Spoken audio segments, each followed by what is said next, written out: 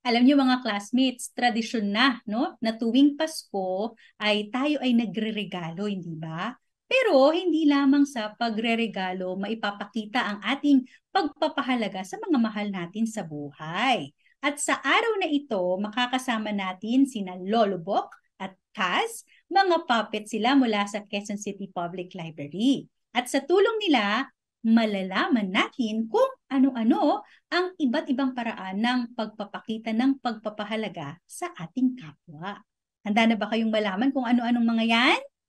Narito na sila. Kamusta? Excited na ba kayo dahil malapit na magpasko? Ako rin, nag-iisip.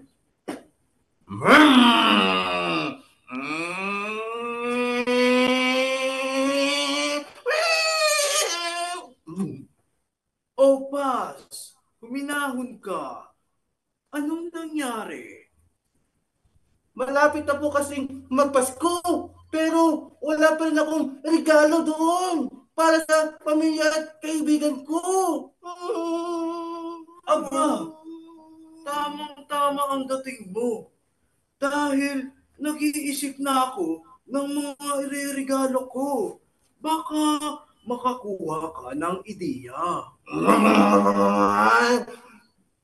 Kayo? Meron na ba kayong ireregalo sa pamilya at kaibigan nyo? Wala rin? Hala, Huwag kayong mag-alala. Tutulungan ko kayong mag-isip. talaga po? Oo, may iba't ibang bagay na pwedeng gawin o ibigay ngayong Pasko. Pwede po kaming magbigay ng papel? Magugustuhan pa nila iyon? Bip bip. Oo, papel.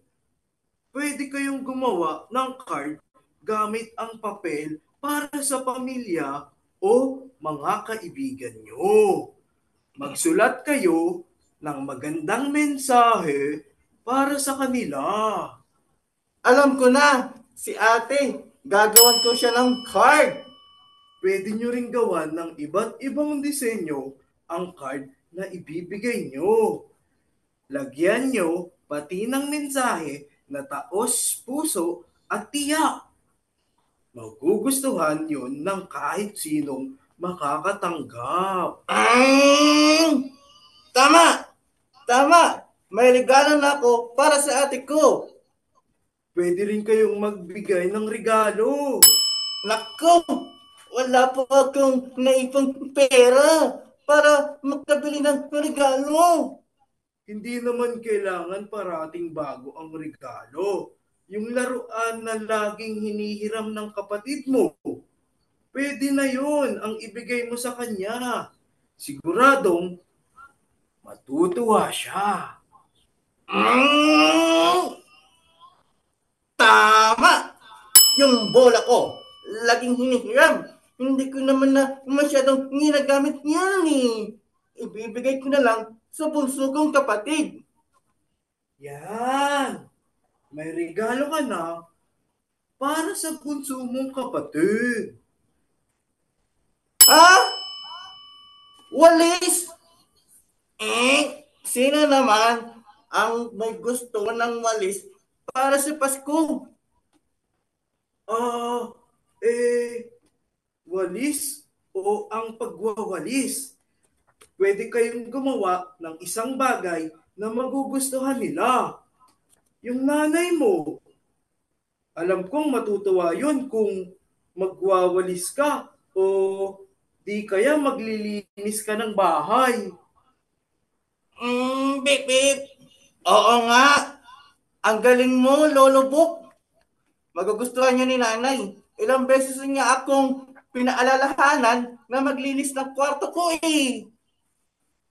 Kung wala kayong maisip na pwedeng gawin para sa mga kapamilya ninyo, pwede mo silang bigyan ng guwantes.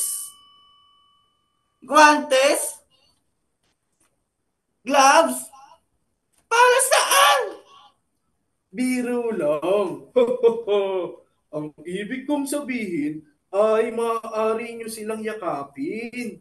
O kaya bigyan ng high five. O kaya kahit tapik sa likod. Si tatay, matagal na rin noong huli ko siyang niyakap. O kaya magbigay kayo ng Orasan? pwede nyo silang bigyan ng oras. Gumawa ng bagay na kasama sila. Magkwentuhan. Kamustahin sila. Alam ko na, yung kaibigan ko. Bibigyan ko sila ng oras. Salamat, Lolo Book. Ang galing mo talaga. Bibit. Walang anuman. Sige po, ihahanda ko na po ang ibibigay ko sa Pasko. Bibit. Ay, teka. Anong ibibigay sa aking regalo? Paz! Teka! Bibit. Anong ibibigay mo sa aking regalo? Bibit. Sana'y natuto at nasiyahan kayo mga classmates. Maraming salamat ha sa pagsama sa amin ngayong araw. Makita-kita ulit tayo sa susunod. Paalam!